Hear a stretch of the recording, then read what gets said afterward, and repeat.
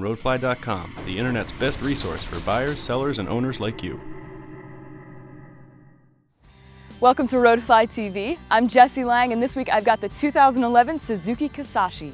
Now, it's an underdog in a competitive segment, but with its compact design, great fuel economy, and an affordable price tag, it stands a chance at making some gains in the American market. It's got a nice and balanced aesthetic. The body seams are even throughout the exterior.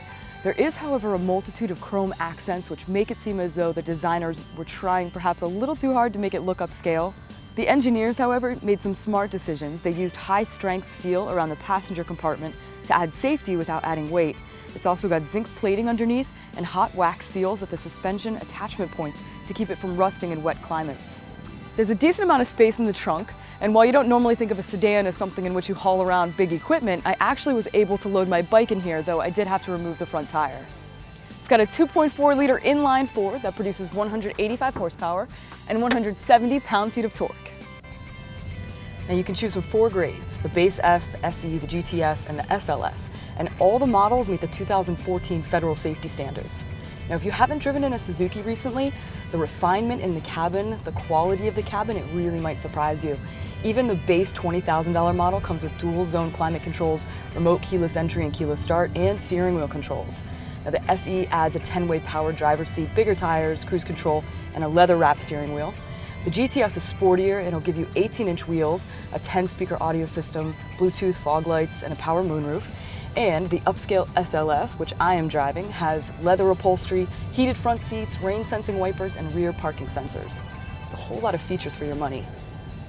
Inside, it's not incredibly spacious. I would call it snug, but it's cozy, it's comfortable too. The leather sport seats look good and feel good. They give you nice lower lumbar support. If you're sitting in the back, you won't have a lot of leg room, but if you're a smaller adult like myself, then you'll be comfortable. Everything in here is really geared toward convenience. There's a ton of cup holders. There's one on all the doors and in the center console. You've got these nice, big, easy-to-read gauges, and there's a digital information screen in the gauge cluster that gives you real-time fuel economy data.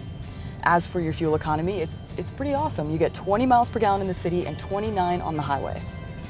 Now, there's no deep, exciting rumble when you press the starter button. There's no beautifully intoxicating roar from the dual exhaust pipes, but it doesn't have a V6 anymore, and that's because they used to be partnered with GM, which was the supplier of the 3.6-liter V6 that Suzuki had planned to use.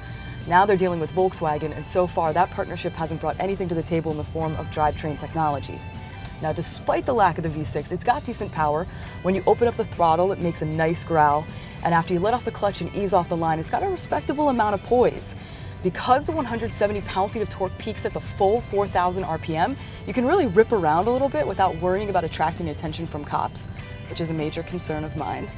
And it's really fun to zip around in. It's got enough torque for good acceleration between the 20 to 50, 20 to 60 mile per hour range, and it gives you a really nice sense of control.